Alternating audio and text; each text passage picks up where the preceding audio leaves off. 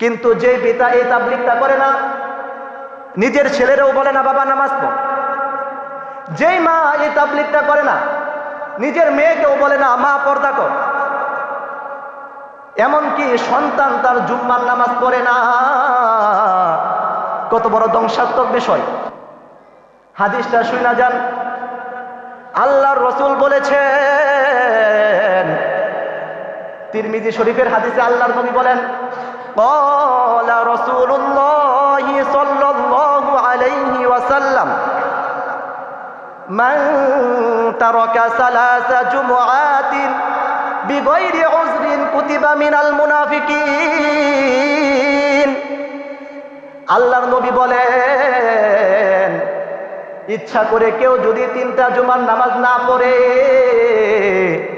কোনো ওজর ছাড়া ইচ্ছা করে কেউ যদি 3টা জুমার নামাজ লাগাতার ছাইরা দেয়, তাইলে তার নামটা আল্লাহ রাগ হইয়া মুনাফিকের খাতায় উঠায়। নাউজুবিল্লাহ। আরো আস্তে করে বলে নাউজুবিল্লাহ, আরো আস্তে করে বলে নাউজুবিল্লাহ। শরম দিতে চাই না, এটা বলতে চাই না। কারা কারা বিগত সপ্তাহে জুমার নামাজ পড়ছেন, কারা কারা পড়েন নাই? কিন্তু নামাজের বক্ত, জুমার নামাজের বক্ত, নামাজ পড়তে আসছেন, আপনাকে আক্রমণ না করে নসিহত করছি, লুকমানের মতন বলছি, জুমার নামাজ ছাড়বেন না, জুমার নামাজের হিফাজত করবেন ইনশাআল্লাহ। জোরে বলেন ইনশাআল্লাহ।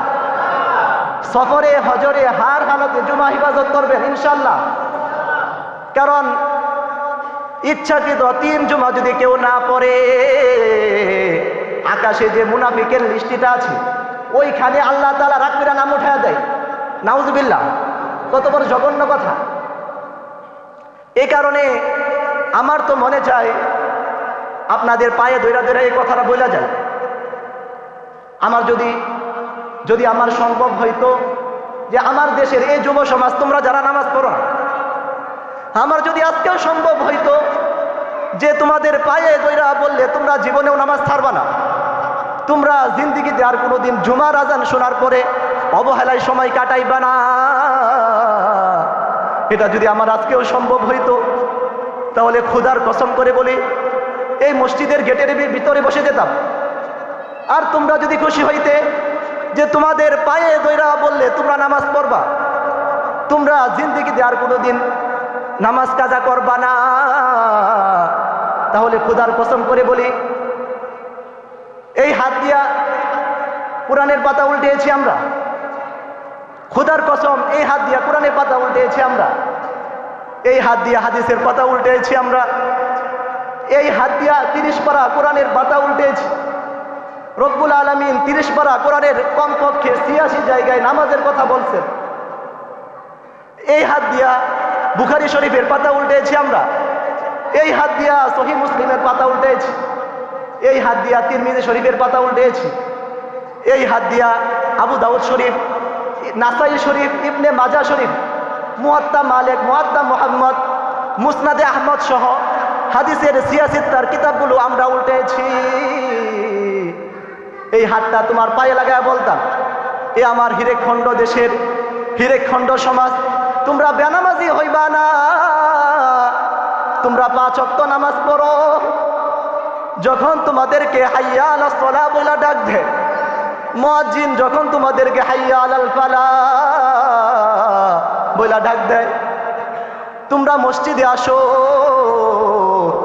তোমাদেরকে কল্যাণের দিকে ডাক দেয়, নামাজের দিকে ডাক দেয়, তোমরা মসজিদে আসো, রবের কদমে একটু মাথা ঠেকাও, আল্লাহর একটা ডাক দেও, সুবহানা রাব্বিয়াল আযীম, রুকুতে পয়রা যাও, আল্লাহর একটা ডাক দেও, সুবহানা রাব্বিয়াল আ'লা। কবর থেকে কোনো বুজুর্গ এসে আপনাদেরকে নামাজের কথা বলবে না। মরে যাওয়া শামসুল হক ফরিদপুরি রহমতুল্লাহি আলাইহি কবর থেকে উঠে আপনাদেরকে নামাজের কথা বলবে না। মরে যাওয়া শাইখুল হাদিস আল্লামা আজিজুল হক রহমতুল্লাহি আলাইহি কবর থেকে উঠে আপনাদেরকে নামাজের কথা বলবে না। মরে যাওয়া শাহজালাল ইয়ামানি রহমতুল্লাহি আলাইহি কবর থেকে উঠে আপনাদেরকে নামাজের কথা বলবে না। মরে যাওয়া আল্লাহর কোরআনের পাখি আল্লামা দেলোয়ার হুসাইন সাইদি রহমতুল্লাহি আলাই কবর থেকে উঠে আপনাদেরকে নামাজের কথা বলবে না। মরে যাওয়া ওই সকল মনীষীগণ যাদের নাম স্বর্ণাক্ষরে ইতিহাসের পাতায় লেখা আছে, তারা কবর থেকে উঠে আপনাদেরকে নামাজের কথা বলবে না।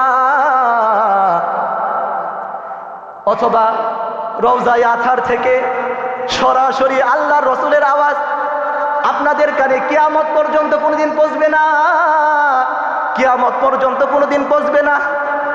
যে রাসূল আপনাদেরকে ডেকে বলবে, উম্মত রে নামাজ ছাড়িস না, নামাজ ছাড়িস না, এই আওয়াজ আপনাদের কানে কিয়ামত পর্যন্ত কোনোদিন পৌঁছবে না। নবীর নায়েব কোনো আলেম হয়তো মসজিদের কোনো মিম্বারে বসে আপনাদের কাছে জোরহাত করে বলবে, মসজিদের আজানকে অবহেলা করবেন না, মুয়াজ্জিনের কালিমাগুলোকে কানে শুনে অশ্রদ্ধা করবেন না, ওয়াক্ত হয়ে গেলে খোদার কদমকে ছাড়বেন না, ইবাদতের মূল্যায়ন আপনারা করেন। এটা হয়তো কোনো আলেমরাই বলবে। নাইবে নবীর মিম্বারে আপনারাই বসান, কিছু বলতে বলেন, কি বলবো, ভাষা হারায়া যায়, কখনো কখনো পেরেশান হয়ে যায়, নিজের ভাষা অচল হয়ে যায়, নিজের দম বন্ধ হয়ে যাইতে চায়।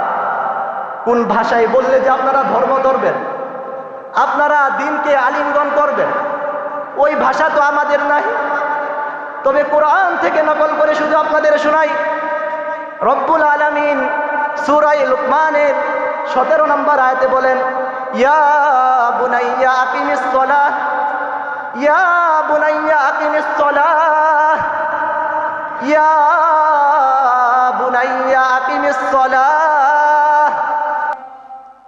নামাজকে শুদ্ধ করে পড়ো, নামাজকে সময় মতো পড়ো, নামাজকে নবীর নামাজের সাথে মিলায়া মিলায়া পড়ো।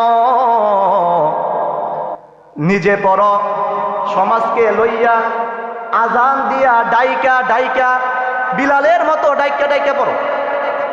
নামাজকে কায়েম করো। যদি কেউ নামাজকে কায়েম করে ফেলায়, তাইলে ইন্নাস সালাতা তানহা আনিল ফাহশাই ওয়াল মুনকার। রব্বুল আলামিন বলেন, নামাজি সমাজকে পুলিশ দিয়া পাহারা দিতে হবে না, নামাজি সমাজকে মেশিন দিয়া চেক করতে হবে না, নামাজি সমাজকে আর্মি বিডিআর পুলিশ দিয়া পাহারা দিতে হবে না। নামাজিকে তার নামাজ ভালো রাখবে, সে আধার রাতে গুনাহ করতে পারবে না, সে অন্ধকার রাতে একাকী গুনাহ করতে পারবে না, সে মরুভূমির ভিতরে গুনাহ করতে পারবে না, সে অন্ধকার রাতে চুরি করতে পারবে না, ডাকাতি করতে পারবে না, সে পরের উপরে জুলুম করতে পারবে না, সে অহংকার করতে পারবে না। সমাজের পাপাচারের সংখ্যা বেশি হওয়ার সবচাইতে বড় কারণ হলো মুসলিম সমাজ বেনামাজির সংখ্যা বেশি। যে কয়টা আছে নামাজি, তাদেরও নামাজ হয় না। ঠিক কিনা জোরে বলেন? ইল্লা মাশাআল্লাহ, যে শিখে নিয়েছে সে ছাড়া। সুতরাং জীবনের প্রতিজ্ঞা হতে হবে, শুধু ওয়াজ নয়, নামাজের হক আদায় করে শিখে নামাজ পড়ব। আল্লাহ সুবহানাহু তাআলা বলেন,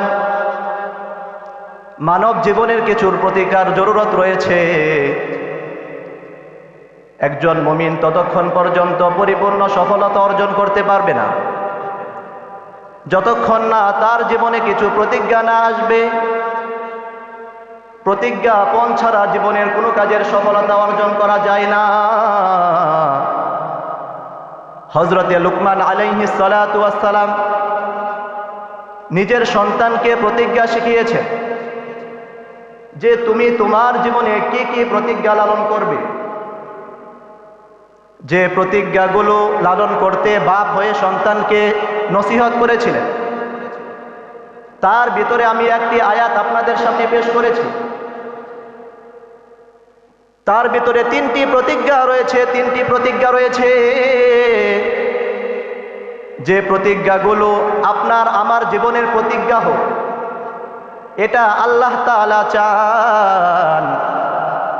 যার কারণে প্রতিজ্ঞার আলোচনাটা আল্লাহ তাআলা আল্লাহর কালাম সূরা লুকমানে করে দিয়েছেন। তার ভিতরে তিনটি প্রতিজ্ঞা আছে, তিনটি প্রতিজ্ঞা।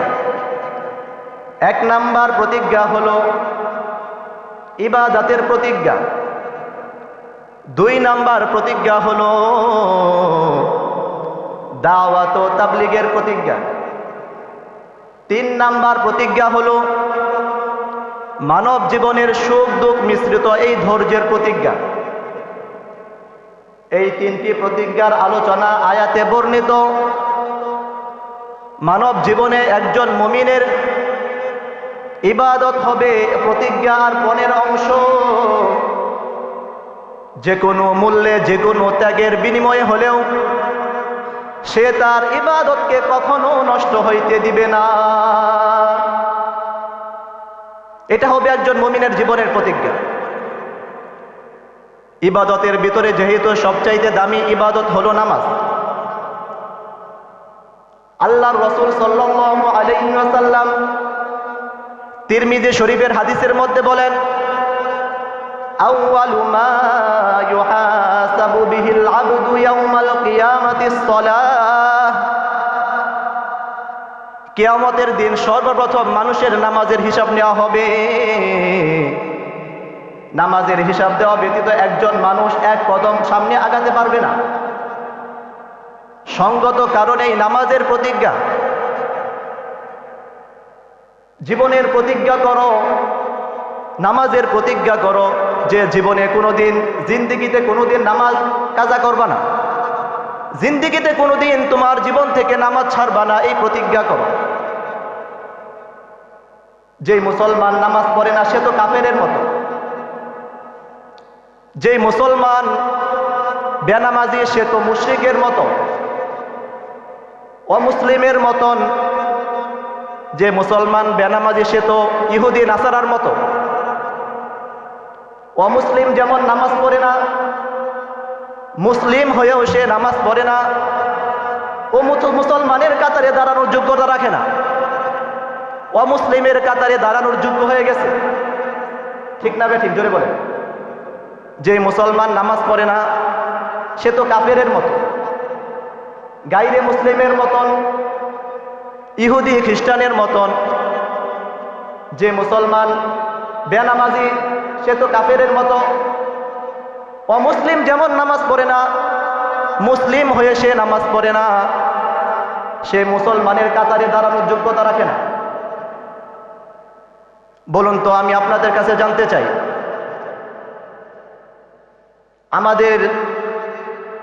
আমাদের কাছে, একজন মুমিনের কাছে ইমানের দাম বেশি না অন্য কিছুর দাম বেশি?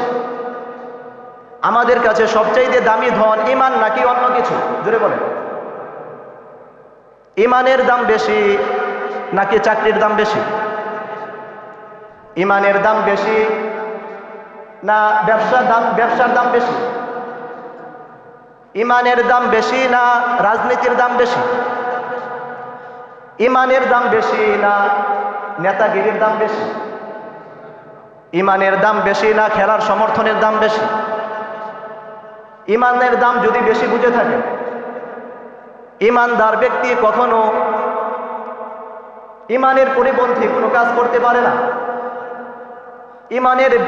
ইমানের সাথে সাংঘর্ষিক এমন কোনো কথা বলতে পারে না। যেই মুসলমান এই কথা বলে যে আমি শরিয়া আইন বিশ্বাস করি না, আল্লাহর কোরআন দিয়ে দেশ চলুক, এই কথা আমি বিশ্বাস করি না, আল্লাহর কোরআনের সাথে সাংঘর্ষিক বক্তব্য দেয়, সে মুসলমান থাকে না। ইমানের দাম সবচাইতে বেশি। মুসলমান কখনো কোরআনের সাথে শত্রুতা রাখতে পারে না। মুসলমান কখনো রোজা আর পূজা এক বলতে পারে না। মুসলমান কখনো হিন্দুদের দুর্গা পূজায় শুভেচ্ছা দিতে পারে না। ইমানের দাম যদি বেশি বুঝে থাকেন, তাইলে ইমানদারের এক নাম্বার কাজ সে তার ঈমানকে তার জীবনের সবচাইতে বেশি গুরুত্ব দিবে। আপনারা বলবেন যে হুজুর রাজনীতি আলোচনা করছেন, এটা রাজনীতি না। এখানে আপনারা যারা আসছেন, এখানে আওয়ামী লীগের ভাইরা আছে, বিএনপির ভাইরা আছে, জামাত ইসলামের ভাইরা আছেন, ইসলামী আন্দোলন হেফাজত খেলাফতের ভাইরা আছেন। কাউকে টার্গেট কোনো কথা কোনো বক্তব্য না আমার। মুসলমান ব্যক্তি সে যদি নামাজ পড়ে, রোজা রাখে, আল্লাহর কোরআন বিশ্বাস করে, কিন্তু আল্লাহর কোরআন দিয়ে দেশ চলুক এই কথা যদি বিশ্বাস না করে, তাহলে তার ঈমান থাকে না, সে সাথে সাথে বেঈমান হয়ে যায়। কারণ আল্লাহর কোরআনের চাইতে ইনসাফপূর্ণ শাসন পৃথিবীতে আসে নাই, কোনোদিন আসবেও না। এই জন্যে আমাদের কথা পরিষ্কার রাখতে হবে, আল্লাহর কোরআনকে আমাদের জীবনের সংবিধান বানাতে হবে। সুতরাং আপনারা বলবেন যে হুজুর এই কথাগুলো কেন বলছেন? আমি আপনাদেরকে শোনাই কেন আমি এই কথাগুলো বলছি। আল্লাহ রাসূল সাল্লাল্লাহু আলাইহি ওয়াসাল্লাম বুখারী মুসলিমের হাদিসের মধ্যে বলেন, আলা কুল্লুকুম রাঈন ওয়া কুল্লুকুম মাসউলুন আন রাইয়াতিহি। আল্লাহর নবী বলেন, জেনে রেখো তোমরা প্রত্যেকেই দায়িত্বশীল, তোমাদের প্রত্যেকের দায়িত্ব সম্পর্কে তোমাকে কিয়ামতের দিন জিজ্ঞাসা করা হবে। আমি ইমাম হিসেবে মুসল্লিদের সম্পর্কে জিজ্ঞাসিত হব। আপনি পরিবারের কর্তা, আপনি পরিবারের অভিভাবক, আপনার পরিবার সম্পর্কে আপনাকে জিজ্ঞাসা করা হবে। আপনার পরিবার, আপনার ছেলে মেয়ে, বিবি বাচ্চার সম্পর্কে আমাকে জিজ্ঞাসা করা হবে না, আমাকে আমার মুসল্লি সম্পর্কে জিজ্ঞাসা করা হবে। এজন্য আমি যদি হক কথাগুলি না বলি, তাহলে কাল কিয়ামতের দিন আপনারাই আমার বিরুদ্ধে মামলা করবেন, বলবেন হুজুর কোনোদিন আমাকে সত্য কথা বলে নাই, কোরআনের কথা বলে নাই, ইসলামের কথা বলে নাই। আপনারা যারা এই কথা না বলতে পারেন, আমার দায়িত্ব আমি বলছি। এজন্য কবি বলেন, কি হবে বেঁচে থেকে, কি হবে বেঁচে থেকে, অযথা বিদ্যা শিখে যদি না গড়তে পারি শোষণবিহীন সমাজটাকে। কি হবে বেঁচে থেকে, অযথা বিদ্যা শিখে যদি না গড়তে পারি শোষণবিহীন সমাজটাকে। কি হবে আলেম হয়ে ইমাম সেজে সমাজেতে, পারো যদি সত্য কথা উচ্চ স্বরে না বলিতে। ঠিক কিনা? কি হবে আলেম হয়ে ইমাম সেজে সমাজেতে, পারো যদি সত্য কথা উচ্চ স্বরে না বলিতে। চাকরির ভয় করো যদি ছেড়ে দাও ওই না গদি, চাকরির ভয় করো যদি ছেড়ে দাও ওই না গদি। কি হবে ধোঁকা দিয়ে আল্লাহকে, কি হবে ধোঁকা দিয়ে আল্লাহকে। ঠিক কিনা? কি হবে বেঁচে থেকে, অযথা বিদ্যা শিখে যদি না গড়তে পারি শোষণবিহীন সমাজটাকে। কি হবে বেঁচে থেকে, কি হবে ছাত্র সেজে চুমুখে সনদখানা, যদি হয় বিদ্যালয়টা পতিতাদের আড্ডাখানা। কি হবে ছাত্র সেজে চুমুখে সনদখানা, যদি হয় বিদ্যালয়টা পতিতাদের আড্ডাখানা। এর চেয়ে মরাই ভালো, দেশ ছেড়ে যাওয়াই ভালো, এর চেয়ে মরাই ভালো, দেশ ছেড়ে যাওয়াই ভালো। কি হবে ধোঁকা দিয়ে বিবেকটাকে, কি হবে ধোঁকা দিয়ে বিবেকটাকে। ঠিক কিনা? তো বলছিলাম, ইমানের দাম বেশি না রাজনীতির দাম বেশি? ইমানের দাম যদি বেশি বুঝে থাকেন, তাহলে ইমানদারের সবচাইতে গুরুত্বপূর্ণ কাজ হলো নামাজ। আল্লাহর নবী হাদিস শরীফের মধ্যে বলেন, কেউ যদি ইচ্ছাকৃত নামাজ ছাড়ে সে কুফরি করে ফেলে। তার মানে তার নামাজ ছাড়ার মাধ্যমে তার ঈমান নষ্ট হয়ে যায়। আল্লাহর নবী বলেন, ইচ্ছাকৃত নামাজ বর্জনকারী কুফরিতে ব্যস্ত। কেউ যদি ইচ্ছাকৃত ফরজ নামাজ ছাড়ে, ইচ্ছাকৃত জুমার নামাজ ছাড়ে, আমি জানি না আমার দেশে কত পার্সেন্ট মানুষ নামাজের হেফাজতকারী।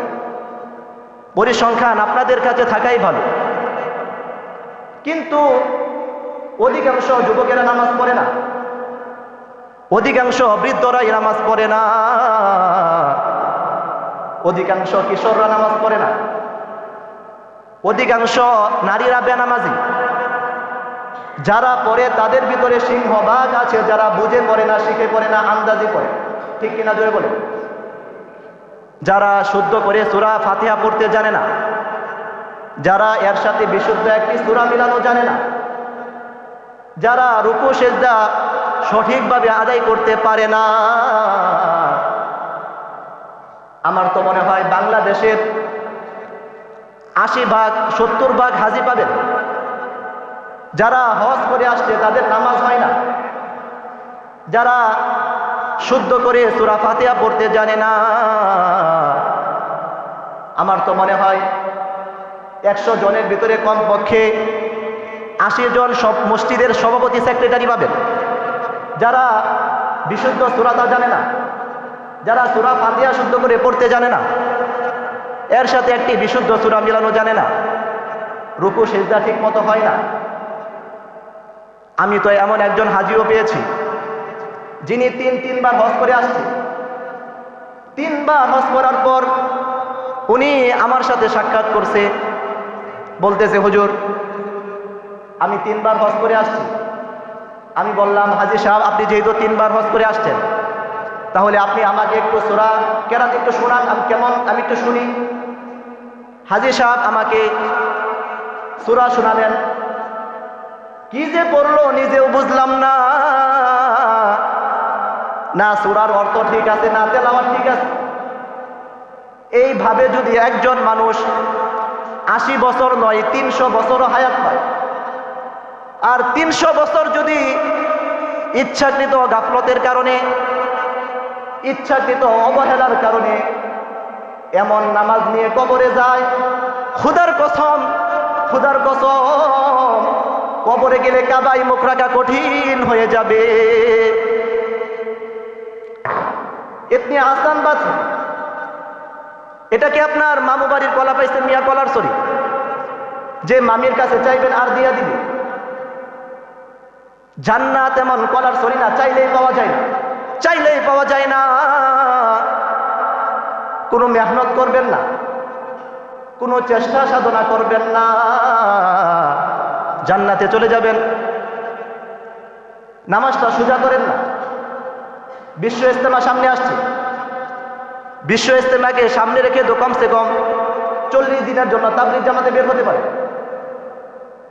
নামাজটা সোজা করেন না, কয়েকটা সূরা ঠিক করে লন। দুনিয়ার সব কাজ করার টাইম পান, নামাজ সোজা করার টাইম পান না। বাড়ি করার টাইম পান, গাড়ি কেনার টাইম পান, ভালো চাকরি করার টাইম পান, ব্যবসা করার টাইম পান, নামাজ পড়ার টাইম পান না, নামাজ শুদ্ধ করার টাইম পান না। আজরাইল সাক্ষাৎ হলে বুঝবেন এই অবহেলার মূল্য আপনাকে কিভাবে দিতে হয়। শক্ত করে বলি নাই, আল্লাহ তাআলা আমাদের সবাইকে হেফাজত করেন। সকলে জুড়ে বলেন আমিন, চিল্লায় জুড়ে বলেন আমিন।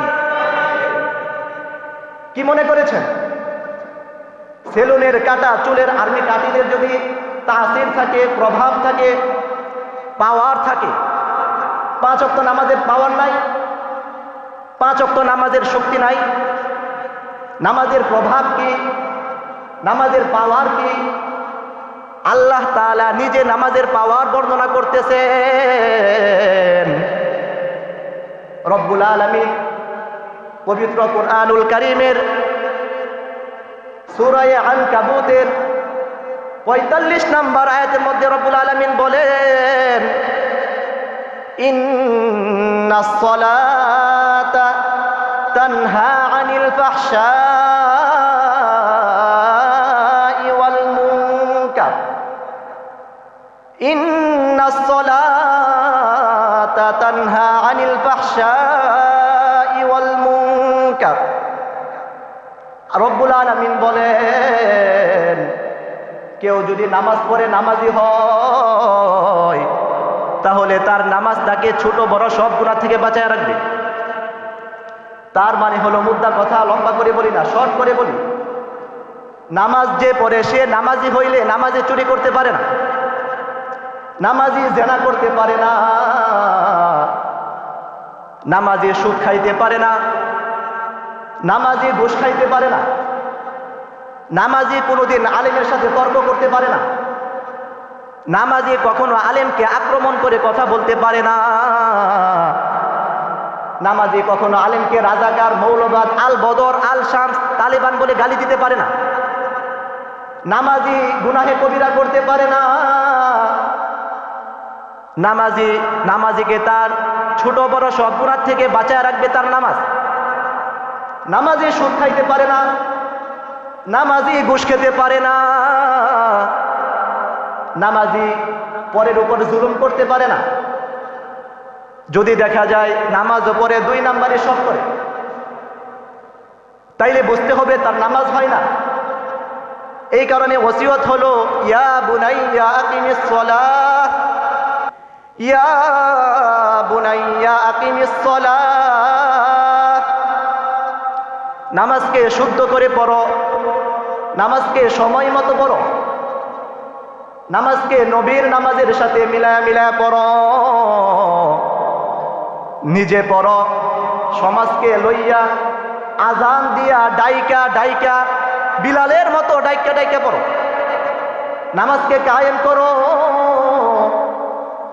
যদি কেউ নামাজকে কায়েম করে ফেলায়, তাইলে ইন্নাস সালাতা তানহা আনিল ফাহশাই ওয়াল মুনকার।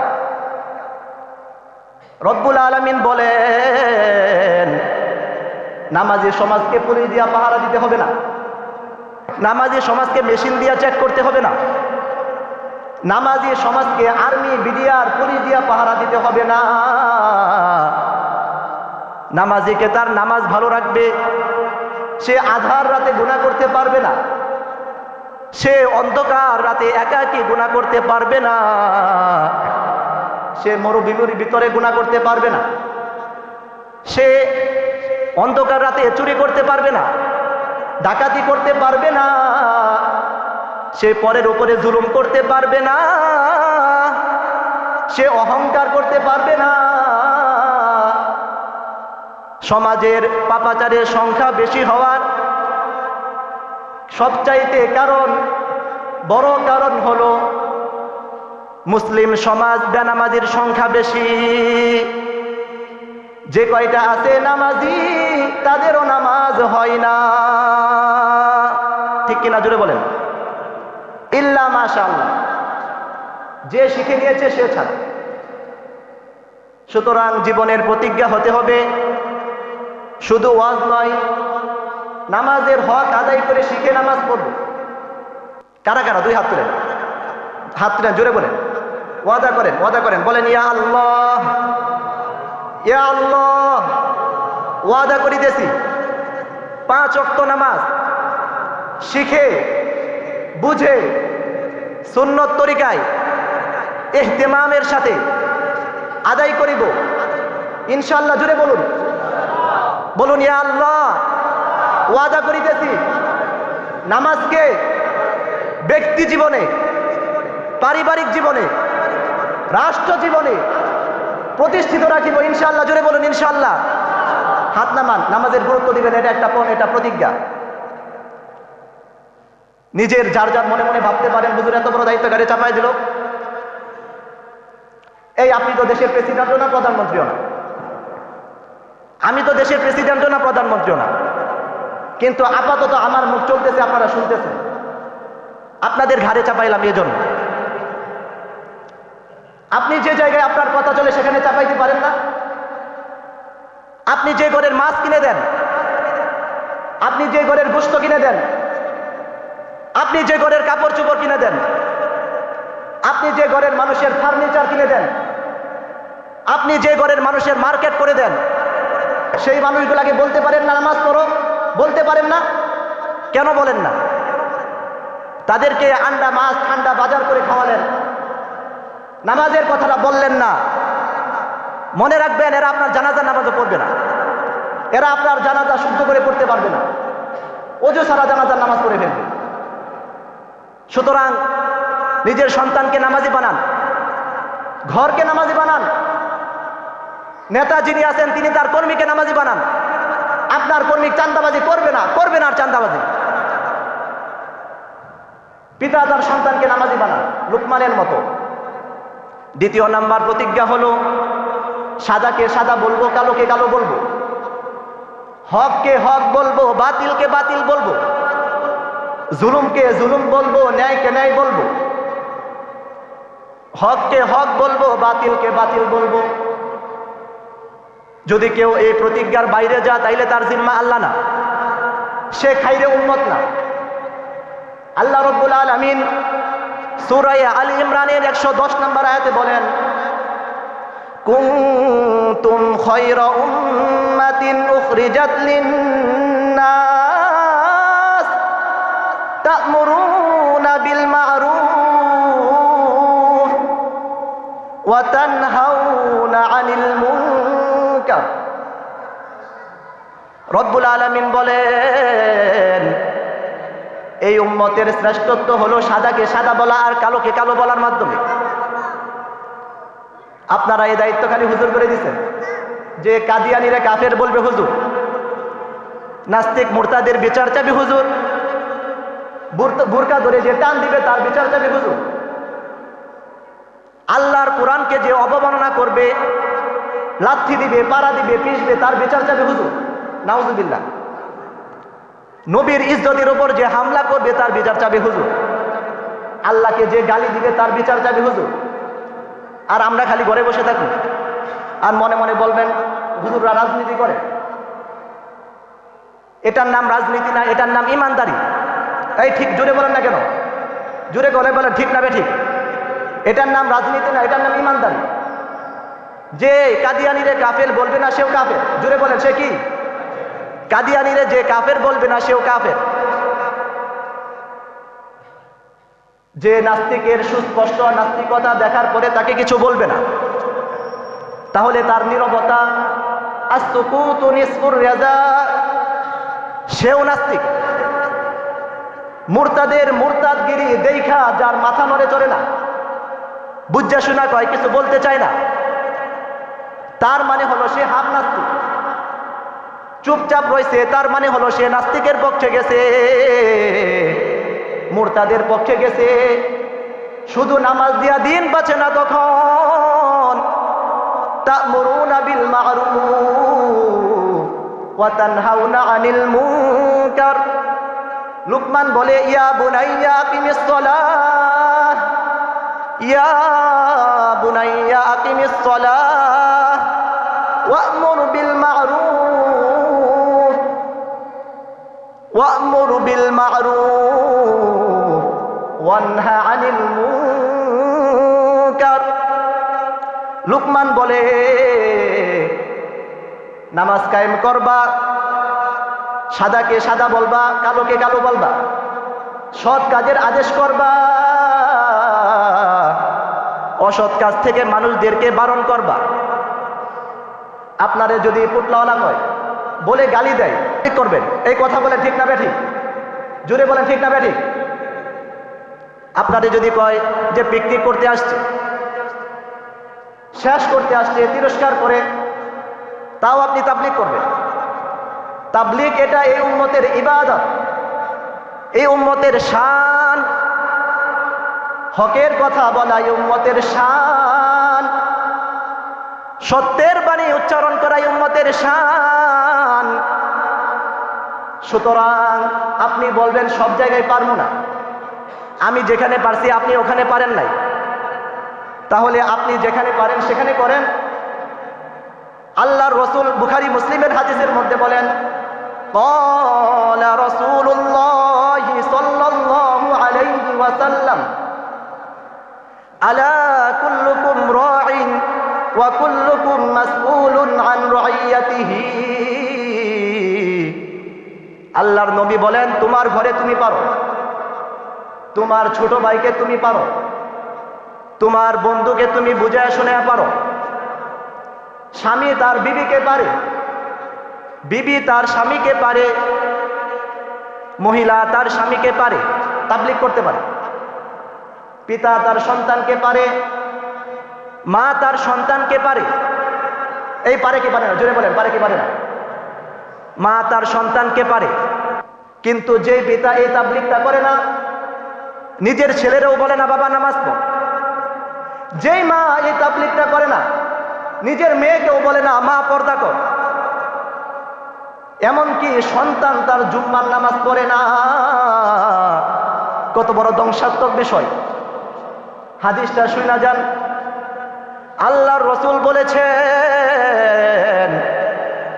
তিরমিজি শরীফের হাদিসে আল্লাহর নবী বলেন, ক্বালা রাসূলুল্লাহি সাল্লাল্লাহু আলাইহি ওয়াসাল্লাম, মান তারাকা সালাসা জুমআতিন বিগাইরি উযরিন কুতিবা মিনাল মুনাফিকিন। আল্লাহর নবী বলেন, ইচ্ছা করে কেউ যদি 3টা জুমার নামাজ না পড়ে, কোনো ওজর ছাড়া ইচ্ছা করে কেউ যদি 3টা জুমার নামাজ লাগাতার ছাইরা দেয়, তাইলে তার নামটা আল্লাহ রাগ হইয়া মুনাফিকের খাতায় উঠায়। নাউজুবিল্লাহ। আরো আস্তে করে বলে নাউজুবিল্লাহ, আরো আস্তে করে বলে নাউজুবিল্লাহ। শরম দিতে চাই না, এটা বলতে চাই না।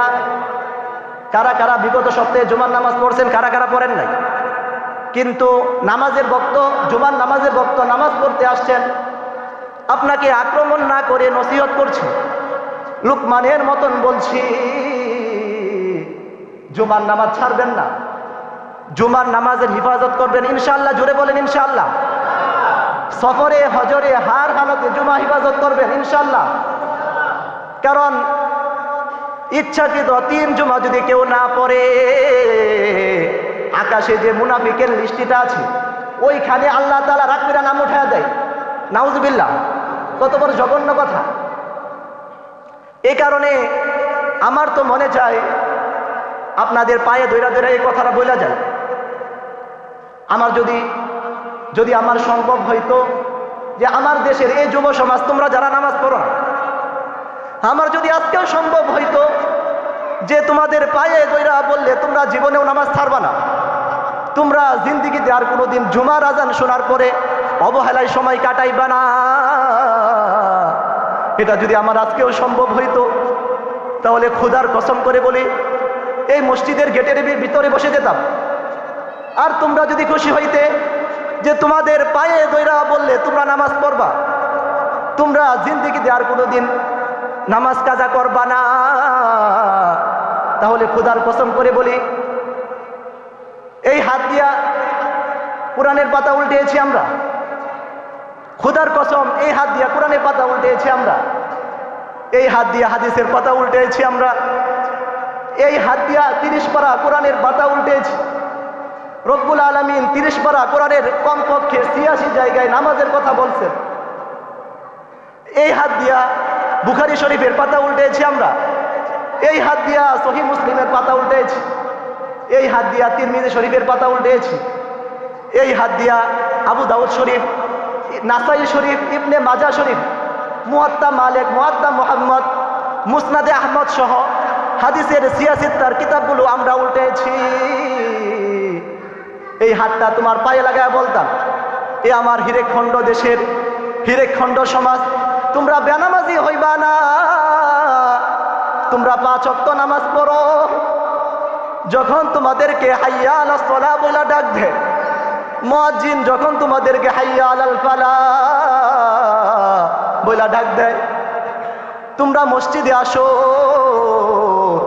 তোমাদেরকে কল্যাণের দিকে ডাক দেয়, নামাজের দিকে ডাক দেয়, তোমরা মসজিদে আসো, রবের কদমে একটু মাথা ঠেকাও, আল্লাহর একটা ডাক দেও, সুবহান রাব্বিয়াল আযীম, রুকুতে পয়রা যাও, আল্লাহর একটা ডাক দেও, সুবহান রাব্বিয়াল আ'লা।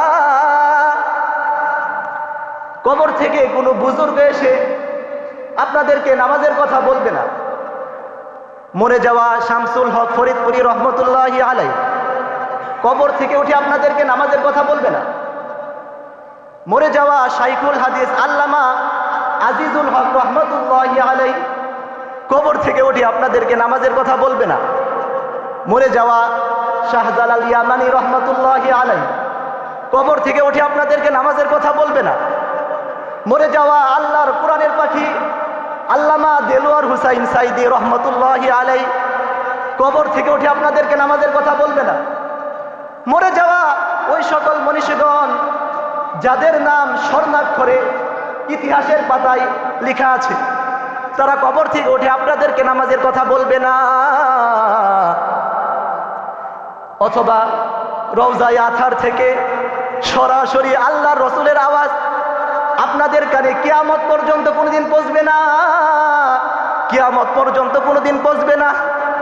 যে রাসূল আপনাদেরকে ডেকে বলবে, উম্মত রে নামাজ ছাড়িস না, নামাজ ছাড়িস না, এই আওয়াজ আপনাদের কানে কিয়ামত পর্যন্ত কোনোদিন পৌঁছবে না।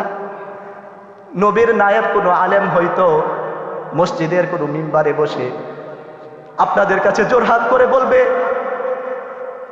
মসজিদের আজানকে অবহেলা করবেন না, মুয়াজ্জিনের কালিমাগুলোকে কানে শুনে অশ্রদ্ধা করবেন না, ওয়াক্ত হয়ে গেলে খোদার কদমকে ছাড়বেন না, ইবাদতের মূল্যায়ন আপনারা করেন। এটা হয়তো কোনো আলেমরাই বলবে। নায়েবে নবীর মিম্বারে আপনারাই বসান, কিছু বলতে বলেন, কি বলবো, ভাষা হারায় যায়, কখনো কখনো পেরেশান হয়ে যায়, নিজের ভাষা অচল হয়ে যায়, নিজের দম বন্ধ হয়ে যাইতে চায়। কোন ভাষায় বললে যে আপনারা ধর্ম ধরবেন, আপনারা দিনকে আলিঙ্গন করবেন, ওই ভাষা তো আমাদের নাই। তবে কোরআন থেকে নকল করে শুধু আপনাদের শোনাই।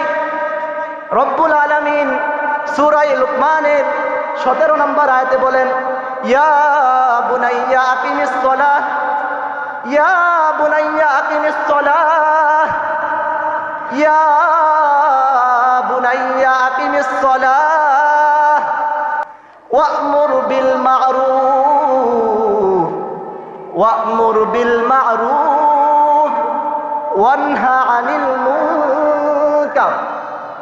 হে সন্তান, হে আমার সমবয়সী বন্ধুরা, অথবা আমার বড় ভাইয়ের বয়সী যুবকেরা, অথবা আমার স্নেহের ছোট ভাইয়েরা, অথবা আমার বাবার বয়সী মুরব্বী বাবারা, অথবা আমার দাদার বয়সী মুরব্বী দাদারা, তোমার জিন্দেগিতে বহু গুনার দাগ থাকতে পারে। হতে পারে আপনার জিন্দেগিতে আপনি জেনা করেছেন, হতে পারে আপনার জীবনে আপনি মদ পান করেছেন, হতে পারে আপনার জীবনে আপনি চুরি করেছেন, হতে পারে আপনার জীবনে আপনি মানুষ হত্যার মতো জঘন্যতম গুনায় শামিল ছিলেন, হতে পারে আপনার জীবনে আপনি এক ওয়াক্ত নামাজও পড়েন নাই, হতে পারে আপনার জীবনে আপনি অসংখ্য মিথ্যা কথা বলেছেন। আপনার পাপ যত বড় হোক, যত বড় হোক না কেন, আপনার পাপ যত বড়, আপনার রবের ক্ষমা তার চাইতে অনেক বড়, অনেক বড়। সেজন্য বলি, আসেন আসেন। রব্বুল আলামিন বলেন, লা তাকুনাতু মির রাহমাতিল্লাহ, লা তাকুনাতু মির রাহমাতিল্লাহ। রব্বুল আলামিন বলেন, বান্দারে আমার রহমত থেকে নিরাশ হইস না, আমার দরজা থেকে মুখ ফিরিয়ে নিস না। তোর পাপ যত বড়, আমি রবের ক্ষমা তার চাইতে অনেক বড়, অনেক বড়। আল্লাহ বলেন, বান্দারে তোর চোখের পানি আমি আল্লাহর কাছে বড় দামি, তোমার চোখের পানি আমি আল্লাহর কাছে বড় দামি। সেজন্য বলি, রব্বুল আলামিন এখনো দরজা খোলা রেখেছেন। আসেন আসেন, রবের দরওয়াজায় আসেন। জীবনের কিছু পণ কল্পের ভিতরে এটে নেন। জীবনে কোনোদিন নামাজ কাজা করবেন না, জীবনে কোনোদিন সৎ কাজের আদেশ ছাড়বেন না। অসৎ থেকে মানুষকে বারণ করার এই দাওয়াতি ভূমিকা থেকে আপনি কখনো দূরে যাইবেন না। মনে রাখবেন, আল্লাহ তাআলা আপনার জন্য এখনো তওবার দরজা খোলা রেখেছে। আপনি যদি এখন তওবা করেন, আল্লাহ তাআলা আপনার পিছনে সব গুনাহগুলি ক্ষমা করে দিবেন। এজন্যে বলি, আসেন আল্লাহর কাছে ফিরে আসেন, এখনো তওবা করেন। আর জীবনে নামাজ কাজা করব না, আর জীবনে সৎ কাজের আদেশ ছাড়বো না। আর জীবনে অসৎ পথে চলবো না। এই প্রতিজ্ঞা যদি আপনি করতে পারেন, মনে রাখবেন রবের দরওয়াজা এখনো খোলা আছে। আপনি যদি এই প্রতিজ্ঞা করতে পারেন, আল্লাহ রব্বুল আলামিন বলেন, বান্দারে মনে রাখবা জীবনে কোনোদিন সৎ কাজের আদেশ ছাড়বা না। অসৎ থেকে মানুষকে বারণ করার এই দাওয়াতি ভূমিকা থেকে তুমি কখনো দূরে যাইবা না। ইবাদত যদি করতে চাও, মনে রাখবেন ইসলাম যদি মানতে চান, ইবাদত যদি করতে চান, আল্লাহর গোলাম যদি হইতে চান, ইবাদত যদি করতে চান, ইমানদারের লিস্টে যদি নাম উঠাইতে চান, আপনার কাছে মুসিবত আসবে। কারণ আল্লাহ যারে পছন্দ করে তারে আল্লাহ মুসিবত দেয়। আল্লাহ যাকে ভালোবাসে তাকে আল্লাহ তাআলা পরীক্ষা নেয়। আল্লাহ যাকে বেশি ভালোবাসে তারে বেশি বড় বিপদ দেয়। আল্লাহ যাকে বেশি পছন্দ করে তারে বেশি বড় মুসিবত দেয়। আপনার কাছে ইবাদতের জিন্দেগিতে বহু মুসিবত আসতে পারে।